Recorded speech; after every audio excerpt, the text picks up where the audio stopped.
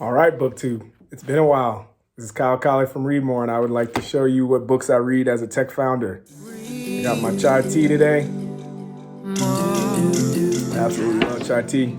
Let's get started. So the first book, I've actually posted this on before, but it's called 12 Notes by Quincy Jones. 12 Notes is basically his story about his life lessons. Quincy Jones, if you don't remember, he created Thriller with Michael Jackson. He was a producer on that. He worked with Frank Sinatra, Fly Me to the Moon, a lot of those songs. So he's been a music artist for almost 90 years. He's one of my biggest role models. And as a tech founder, I didn't realize he also did a lot in like music technology. So he had a company called Quincy Jones Productions. So that was one of the big takeaways. But my biggest takeaway from this book, and this is kind of basically just a book haul. My biggest takeaway from this book is Soul Plus Science. And what he really basically talks about is when we learn music, we kind of have we have a creative energy, right? We understand how things are supposed to sound and how we think about music.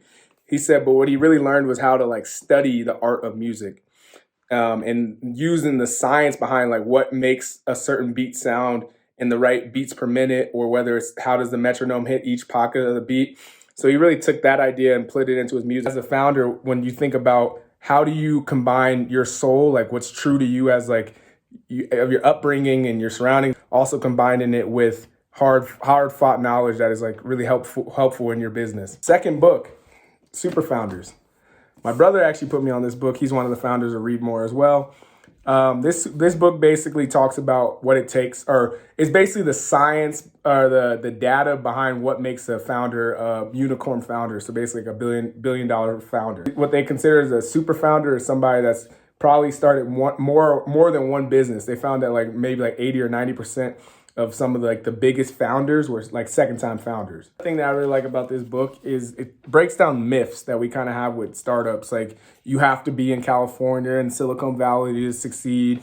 You don't want to do maybe education because education startups are hard. This book breaks down every myth you have, right? So there are truths, being in Silicon Valley helps, but it's not about the location where you're building. It's more about what you're building, right? It's who, not what, right? So it's I really appreciate this book is when you're coming from a founder's perspective. When you're for me, I'm from Denver, Colorado, so you don't always see a lot of founders that are from your city. But to see it all the myths getting broke down in this book was really helpful. So this is another great book if you want to read. Most people have probably seen this book. It's called The Hard Thing About Hard Things. And it's by so if you know A16Z, one of the biggest venture capitals in the world, the guy that started this is called Ben Horowitz, and he kind of talks about his history before he went into VC. He talks about his perspective from being he's selling his company LoudCloud, and just how hard it was to be a CEO, the manager style, how to motivate people, what's good, what's bad, what do you consider the right move as a founder, what's a bad move, how you go about hiring. So this book was really an eye-opener for me, just because I don't have a huge team, but I have a good amount of people that work with us. But to really see it on 100 people, 1,000 people as you continue to scale, how to hire the right way. This book breaks down almost everything you need from a managerial perspective of how to build successful companies. So this is a really great book. I'm sure most people have read it, but just want to put in the book haul as well. All right, now this book I actually have not read yet. I just picked it up maybe 3 weeks ago. My family is from Pennsylvania, so I really already knew about Hershey. There's a whole city in Pennsylvania called Hershey, and he literally started the chocolate factory. He has roots in Colorado, which is really cool, and that's the other reason I picked up this book. So I've not read this one yet, but as a founder, it's really cool to see someone that literally built a whole city, a whole theme park, and combining ideas. So this one I'm really excited to read. I want to get into one of my favorites. This is called Creative Inc., and we actually interviewed this author. You can go check it out on readmorecl.com. Ed Catmull. He started with this is about the story of Pixar, and Pixar actually started underneath George Lucas's company. So it was actually Pixar was a spinoff from George Lucas. He sold the company to Steve Jobs, and Pixar went on to have a really crazy success. As you know, they did Toy Story, they did Finding Nemo, and Incredibles. All that happened underneath this company. And what this book really is talking about is not about all the successes that Pixar had, but it was how to build a creative internal company. What's the makings of a really strong internal creative company? And it's basically just allowing your creative people to be what they're best at, right? So Steve Jobs kind of talks about it when he says, like, I hire great people to tell me what to do, right? And he learned a lot of these big principles during his time at Pixar, because he said he's never seen a more creative, more fluid, just like awesome company makeup. So this book is really cool if you're, especially if you're in like a creative space. This is a really great book to read from like how you want to build your team's culture. All right, so this one I actually did a quick take on a while back, so I won't go into too much detail, but this is called The Airbnb Story. I really love this book because obviously it breaks down the origins of Airbnb. And if you didn't know, Airbnb really started as like an air bed and breakfast. So they started literally as like blowing up air mattresses and trying to sell people to go into the, obviously what ended up being the shared home business. But what they really pioneered for me thinking wise was microblogging. They couldn't get on the big magazines, the Denver Post of the world. So what they ended up doing was working with a lot of small microblogs. And that was really a game changer for me, because I'm like, okay, you don't always have to try to get the big names. You can always, you can find a lot of people in your niche and work with them, because, you kind of can work horizontally as well as vertically. So I really like this book for that purpose. This one's a really cool one. I found this one at one of my friend's house. It's called $1 Billion Brand Club. So this is all about the books, all about the companies that came through and kind of disrupted incumbents. So you're talking about Harry's, who came in and beat out Gillette. I mean, Gillette's still big, but like they came in. Dollar Shave Club was one of them. Then a lot of like mattress companies, so like Purple, Casper. So a lot of those direct to consumer brands that came about in like the 2010s to 2011 companies are all highlighted in this. And what you realize is that there is truly a pattern to beat incumbent companies. So if you're going into a big market that you feel like, oh, it's already big, like whether it's books with Amazon or anything else, this really tells you like how to strategize yourself so you can actually move faster, whether it's your distribution channel, where it's the way you talk to people. So I really love this book. Honestly, it's like story after story after story of just really crazy small companies that were beating incumbents. So if you are a small company trying to take on a big name, I would tell you to read this book because it's awesome. Honestly, chai tea break. Back to this book. This is called Build by Tony Fadell. Tony Fadell actually started with this company called General Magic. And General Magic was going to be what we understand Apple to be before Apple. So they were already trying to build the phones, like what would be smartphones and all this in like the early 90s. And they were just way too far ahead. Like they just generally were, well, a couple things. There's a documentary on it. So they also, besides just being far ahead, they were just being way too creative and was trying to put everything into a phone, and it just ended up not working. So he left General Magic.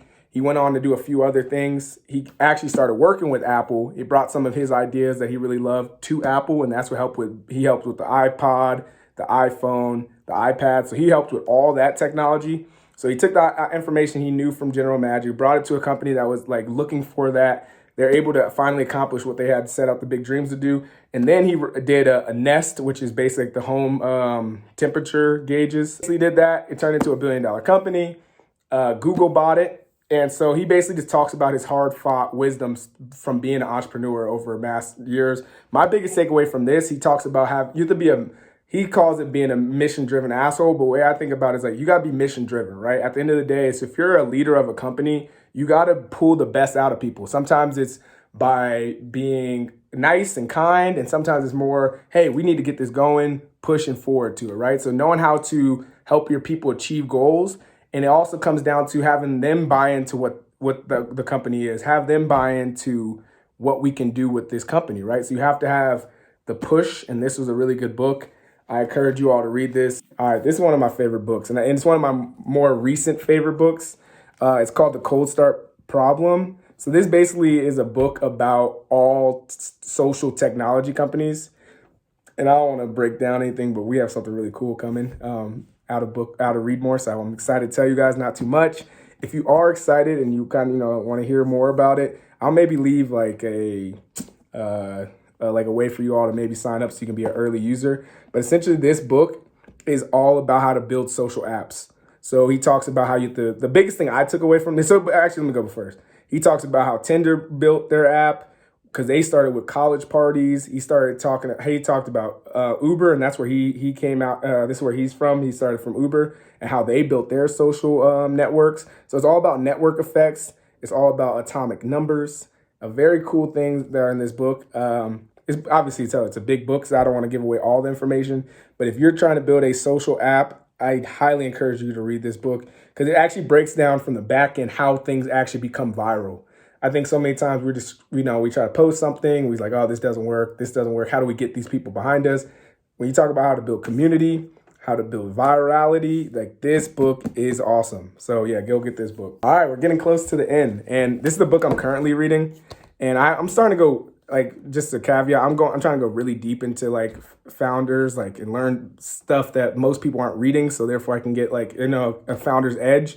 This book I found, it is about the story of Hallmark. And the reason I wanted to read about Hallmark, because I'm like, how is this company still from like 1910 still around? So this basically is a hard to find book, but he's the CEO of, or the founder of Hallmarks. He talks about some of the cards that they made. And that's the one thing that I didn't even know. Like they were working with Picasso, Salvador Dali, Norman Rockwell. They were working with some of the biggest artists to do, and they worked with Walt Disney to do their cards. And that's what I really learned. It's like using other people's influence. Sometimes you can have a small company or a big company, or you have a small following, but there's people that really enjoy your content that you can work with them to use their influence so that you can get a bigger audience. And that's what they basically did. And the other thing I really liked was that they're on the cutting edge of everything. Whether it was radio, they were early into radio, they were early into television. It's like just because your company's a card company doesn't mean you can't be more, right? So even in our modern days, like just because you're a book company doesn't mean you can't also be a social company. You can be a lot of different things as long as you're on the cutting edge. So this book was really cool about even seeing from their perspective in like the 1940s and 50s how to be on the cutting edge of stuff. So I really enjoyed this book. I'm like 75% done. I love this book. I might even do a whole like open book, or if you guys want me to, actually, just in general, if you guys want me to go more in depth in all these books, I can go further. This is more of a book haul, so I figured I just want to show you guys this book as well. And last, but certainly not least, and I did save this book for last because I think this is the most expensive book I've ever bought, but it is so good. I have to, I got to give it a moment of silence, right? This book right here, Poor Charlie's Almanac. This book is, so Warren Buffett's business partner is Charlie Munger. And this book is just all his thoughts, all his wisdom put in one big old book, right? And I'm telling you, that's the biggest thing I've taken away from this book, especially from a founder's perspective, is he said, wisdom acquisition is a moral duty.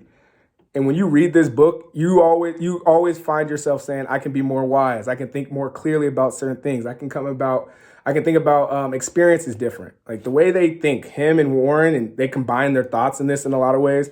It's just really profound. I think it's like the guy from Founders podcast actually talks about it. He's like, they're like the grandfather you like never had.